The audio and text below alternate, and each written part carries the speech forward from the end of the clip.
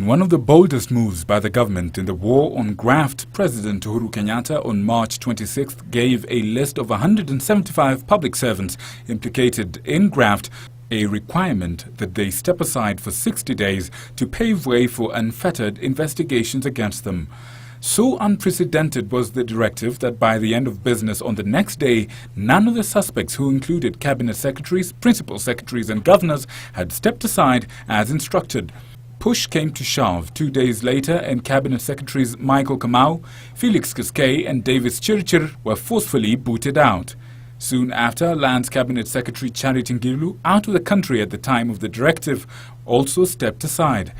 Senior officials and principal secretaries who were suspended included Secretary to the Cabinet Francis Kimemia and Principal Secretaries Mutea Iringo of Defence, Duva Muli of Transport, Patrick Omutia of Mining and James Teko of Water.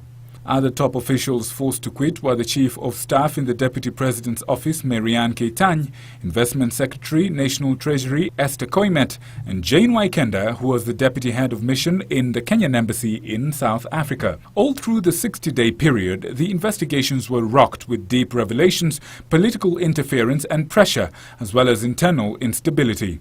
On April the 22nd, the investigating body EACC was rocked with the news of the National Assembly overwhelmingly voting to send home the chairman of the Ethics and Anti-Corruption Commission, Mumo Matemu, and his deputy Irene Kano. The duo were later to resign, hence circumventing a probe instituted against them. Defiance from elected officials mentioned in the report, such as governors, to step aside was the order of the day, except for Nairobi Governor Evans Kidero and his Mombasa counterpart Hassan Joho, who only went as far as presenting themselves before investigators at EACC. On May the 20th of this year, Nandi Hills Member of National Assembly Alfred Keter and new RP-nominated MP Sonia Birdi were charged with disturbance, incitement and intimidation in the Gilgil Weybridge drama. After denying the charges, they were released on a cash bail and the case set for hearing on July the 9th. The 60 days given to the investigating agencies lapsed today, with the Ethics and Anti-Corruption Commission preferring abuse of office charges against former Transport CS Engineer Michael Kamau and former Labour Cabinet Secretary Kazungu Kambi.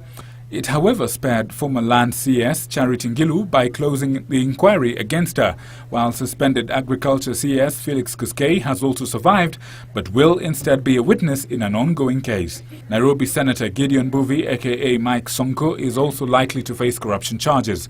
But in view of the several other cases pending, the EACC has written to the President asking for more time to complete investigations on another 68 corruption cases after the 60 days he had given it expired on Sunday.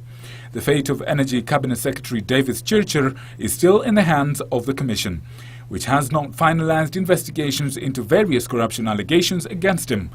EACC Chief Executive Halake Wako said the Commission has finalized investigations on 56 files out of the 124 cases in the list, with 21 files out of the completed investigations having been forwarded to the DPP.